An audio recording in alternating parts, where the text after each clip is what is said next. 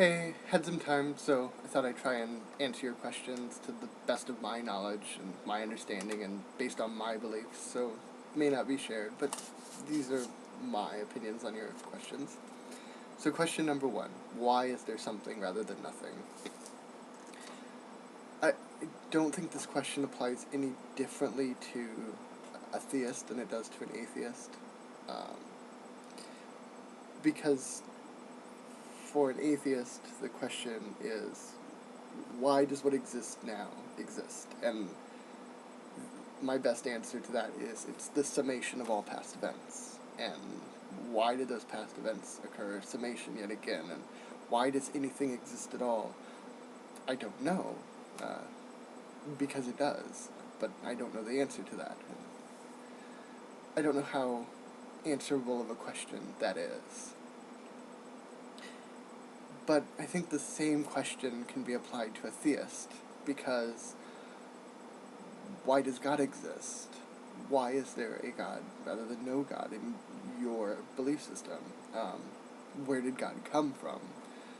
I think these questions are, they're essentially the same question. So, your second question, what's the most persuasive thing about theism?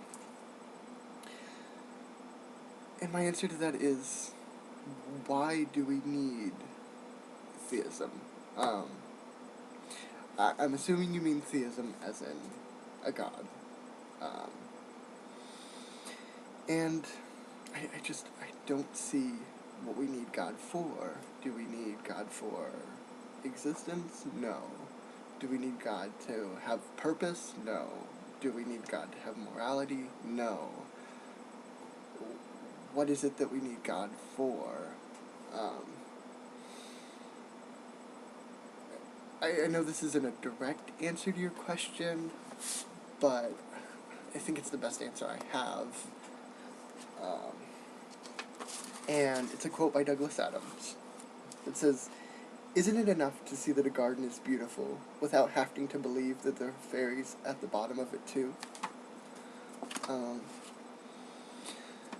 So, a defining incident for me that I think goes along with this question is I went to see Bodies in Las Vegas, and my father's wife looked at the human circulatory system, and she was like, wow, doesn't this show you that there has to be a God? And I look at it and I'm like, doesn't this show that there can't be a God at all? Like, what could design that?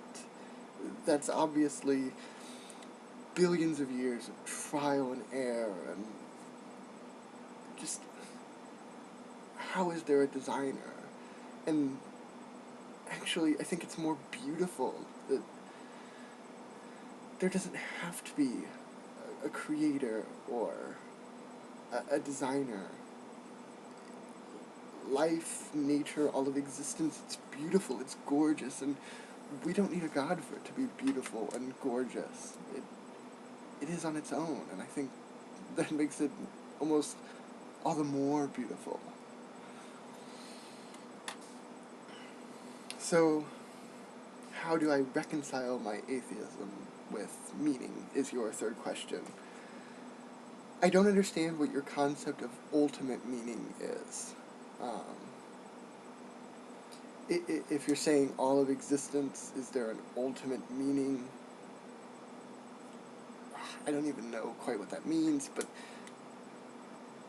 no. For myself, for humans, for living things, evolution has endowed us with this given want to survive. What has been successful, evolutionarily speaking, is what is the best at surviving, and so it's endowed everything, in essence, with a want to survive. And since we are sentient and can think about this and articulate it in verbal communication, then our meaning is survival. but it's not just survival of the individual.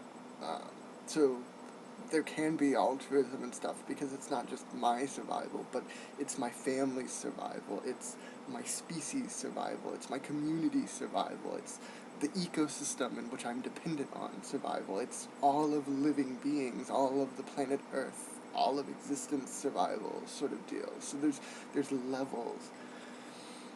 So my personal meaning is to create a better world for myself, for my children, for my ultimate descendants, for other living things, for the future living things. Also, evolution has given humans curiosity, because we fill an intellectual niche. So our species is highly successful on the fact that we can think about things, we can pick apart things, and we can ultimately come up with how something works. And so that yet again adds to this making existence better for our children. Now, as for purpose, we define our own purpose. We are our own masters. And so my purpose correlates with what I've given you for a meaning, I guess. For how was I raised? I was not raised in religion. My parents are divorced since I was in second grade, and my mother raised me in what I would consider an agnostic fashion, in the fact that we were encouraged to, my brother and I, to look for religion on our own, that it is a personal thing. And so, in that sense, after a little bit of looking, I just never found anything acceptable other than the fact that the natural world is beautiful. I believe the natural world is not an illusion, that it's real, that it's what there is the real world. There is no supernatural, and I think that it's beautiful, and it's interesting, and that gives us the same thing that theism gives. And then my dad was a non-practicing Christian. He is now a practicing Christian, but I'm 20, so that doesn't affect me now. So I never even got it there. 5. What's the goal of activism if... sort of the existentialist idea. It's acceptance. So it's sort of the selfish aspect of making the world better for myself now. It's making the world better for my children. It's also, believe it or not, helping refine your own faith and your beliefs. Because if you don't understand the fundamentals of sort of religion 101, if you have all these misconceptions about atheism, you don't understand your own faith that well, I don't think. I think ultimately people are scared of atheism, and they're scared of it because they don't know anything about it.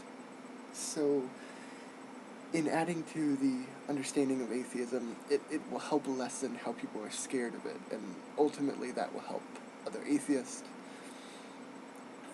that will help the intellectual niche species, because it will make it more acceptable.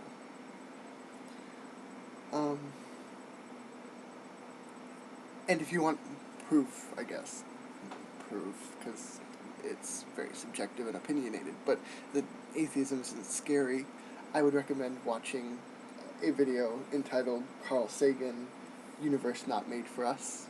A lot of people have posted it. It's really good, and essentially I think it's what I believe, that the universe wasn't made for us, that existence is beautiful, that we can define our own purpose, and that we should take advantage of the fact that we can define our own purpose, and we should use it for knowledge and to help better the world for our offsprings. So, I hope that answers your question. Feel free to ask more. I would definitely be interested.